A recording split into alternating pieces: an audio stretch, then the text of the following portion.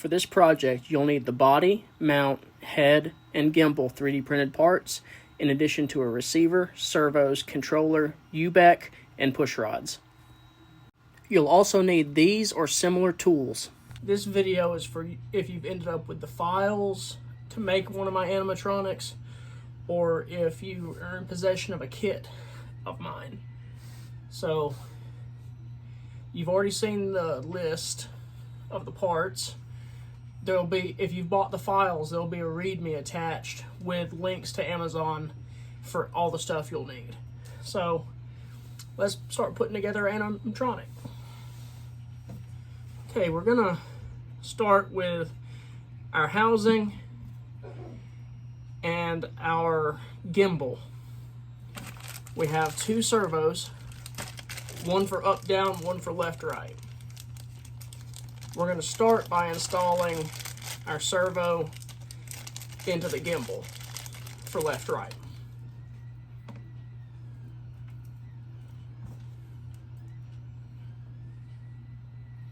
Now you want to make sure you orient it where the gear is towards the back.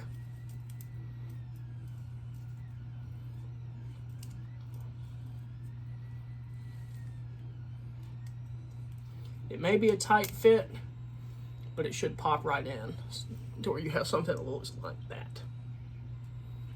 Now, we're going to use the mounting screws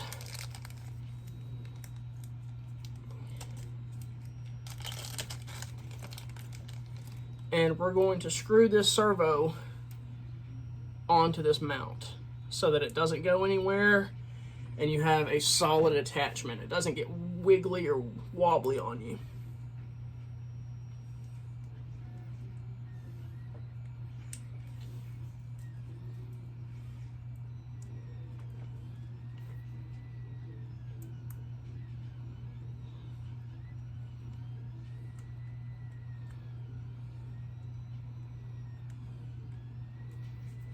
Okay, so on the head, if you'll notice, there's a cutout on the bottom.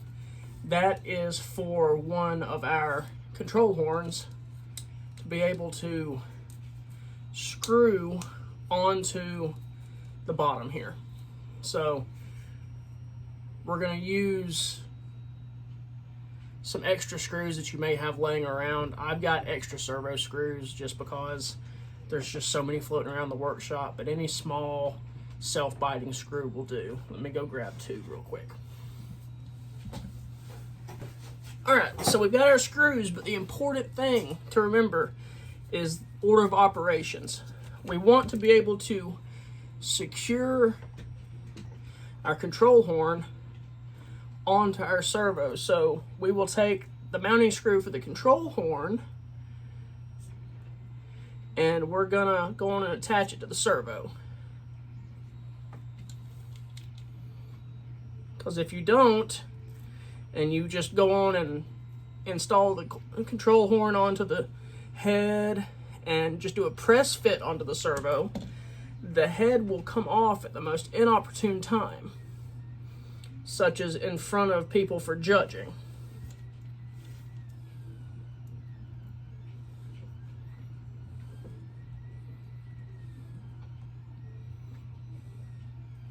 So we've got the control horn installed, and while we have it like this, you'll notice we can see the widest part of our control horns.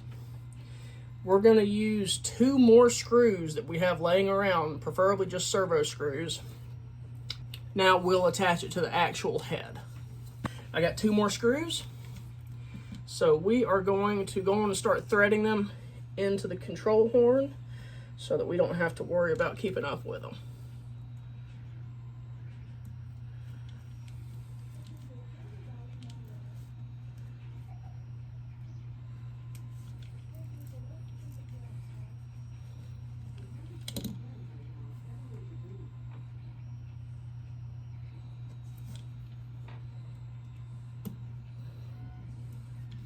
So you'll see that I chose the two furthest out control linkage spots. That's so that I can have the most spread out leverage. So we're gonna remember that this is our front, so we want it facing this way on the head. So we're going to line up the linkage the best we can in that recess, and we're going to slowly start using our screws to finish tapping the hole in the head. You don't want to put one screw then the other. You want to just get it slightly snug on one side, then start screwing in the other side and just alternating until you're fully screwed in and everything is distributed evenly. We don't want the head to be cockeyed or anything like that. We just want everything to look exactly like that. So that's done. We'll sit this to the side. We're going to address the main body. So same situation as before. We're going to take our servo, and if you're buying your own parts, I do recommend buying more than 2 servos. In my experience, I've bought a whole pack of servos and a couple of them be bad. So you want to have extras just in case. So we're going to dump our hardware.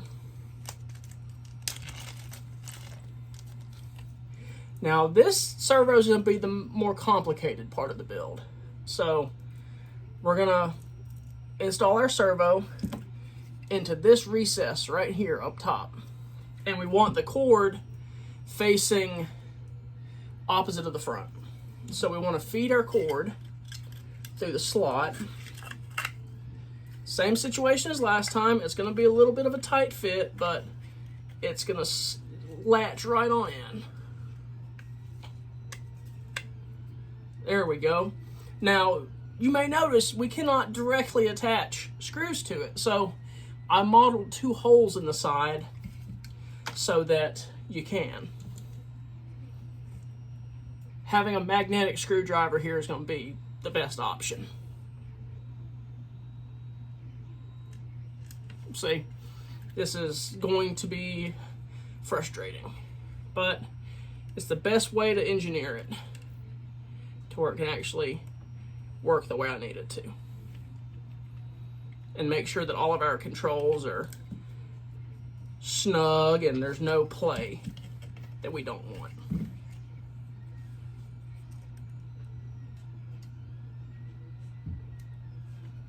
So we're just letting it self-tap here.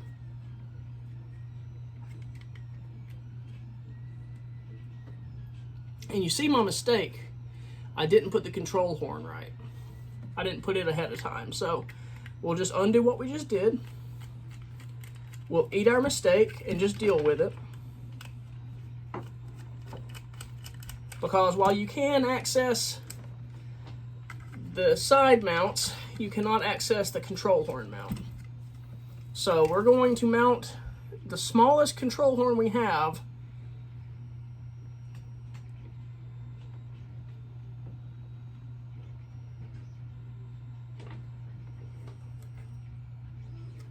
exactly like that. We will move it once we get it placed so that we can get that second mounting screw in.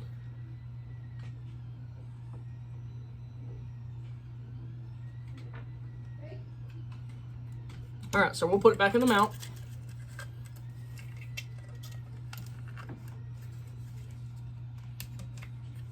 Got it back in the mount. And we're going to do the front one first.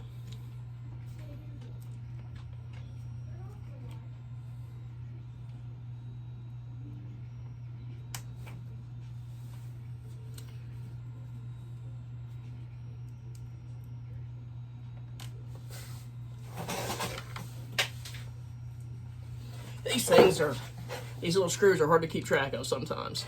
So we'll just try our best here. Oh, my magnet is wearing out.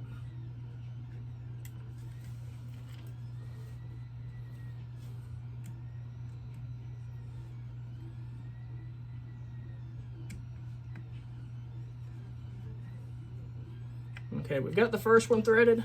we're going to manually move that control horn out of the way. And we'll go in with our second one,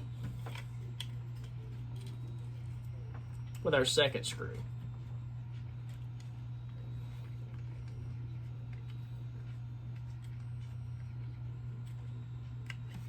And then we'll move that control horn right back into that position, right there. Just level with the wire. Okay, so we've got the two servos mounted. What do we do next? Well, we take a section of 3D filament, straighten it out as best we can, and we're going to test fit it into this hinge up top. We're going to make sure that everything lines up and that it goes through just like that. Now we're going to do the same thing on the hinge up here. Sometimes you may have to take a hobby knife or something, or I use a hand drill, and wherever you print it, you may just have to ream out that hole just a little bit. So I'm going to get my hobby knife, or if I can find it, my hand drill, and we'll clean that hole up a little bit.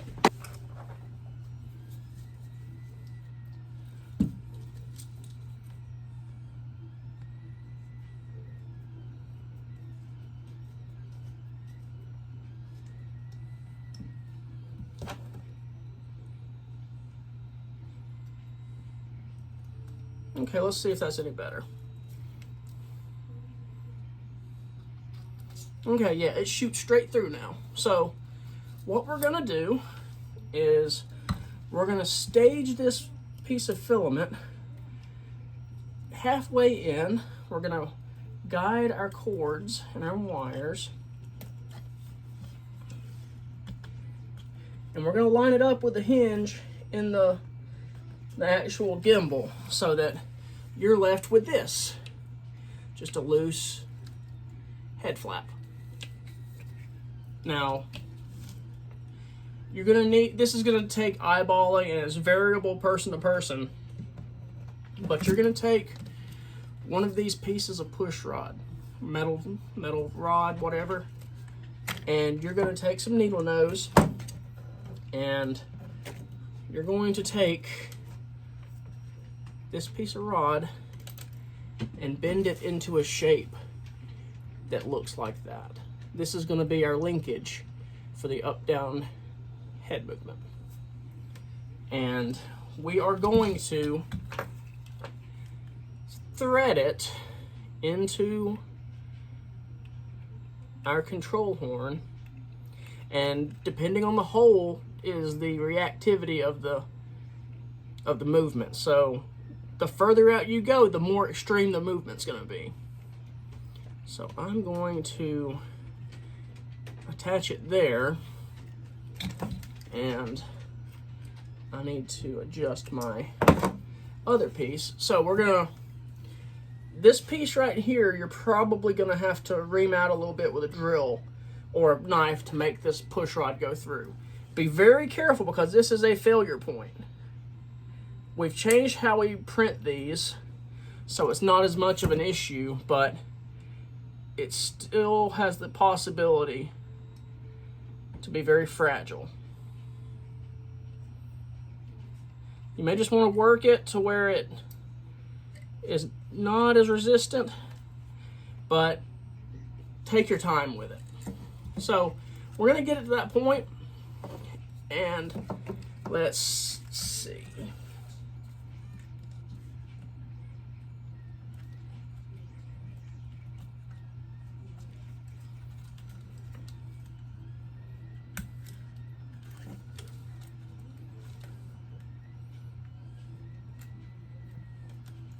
This is one of the more frustrating parts, but you just got to play with it until it happens.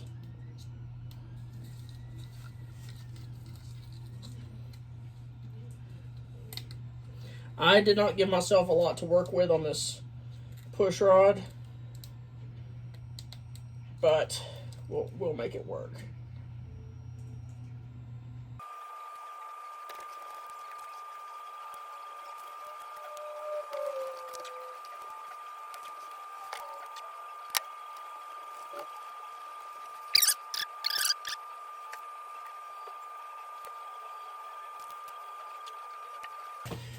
Okay, I got the smallest drill bit I had and widened the hole.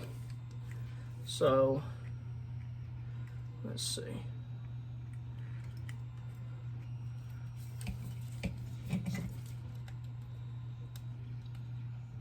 There we go. Okay, I'm just gonna reposition this because it's having to reach a really far way across. Like I said, this is the part where you're gonna have to take it upon yourself to figure this part out yourself, because it will vary model to model.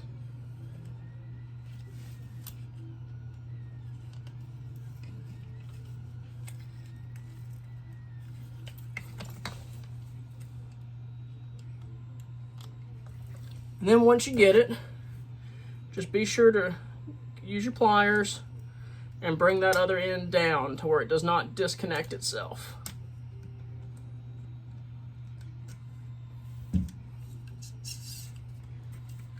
Level everything up, and you have your assembly here. So from here, it's all downhill sailing. We take our receiver, we plug up to it. The orange wire always goes to the left. We're going to use our first two channels. You'll have to dial this in because there's two different ways to put the cords, and if you do it wrong, up, down will be left, right. So we're going to tuck our receiver into this recess under this servo. That's there to help us save some room. But before you do that, we are going to grab our UBEC. This is very important because if you don't use this and you plug a battery straight to the receiver, you will kill your servos. So always have a UBEC and plug it straight into the receiver on the bottom port. Black wire facing out. So we'll put our receiver back in there now.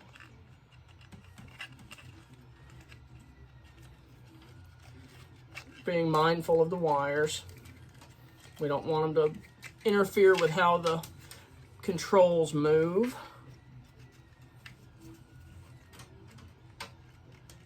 So we'll tuck them away.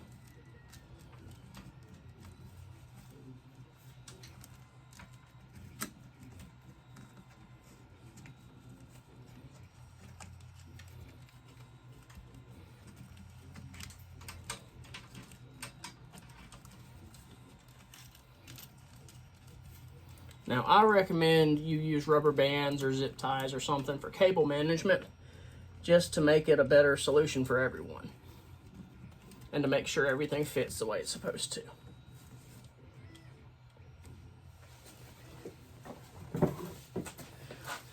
What you'll need next is the smallest battery you can get. I don't know that this is still available, but I'm going to link it. This is like 13 bucks on Amazon. It's a LiPo battery 7.4. What I recommend is getting some Velcro and finding the best spot you can inside this cavity and just putting Velcro on the wall so that you can have your battery in there as tight as you can get it. So you're going to want to plug your battery into the BEC, matching wires, and just tuck all the wires to the best of your ability. Slide the canister into the body of the animatronic. We're going to take our snippers and we're going to remove this excess filament sticking out of the neck. And we're going to push that down. Yeah, clippers didn't get it all. I'll just take the hobby knife and do it.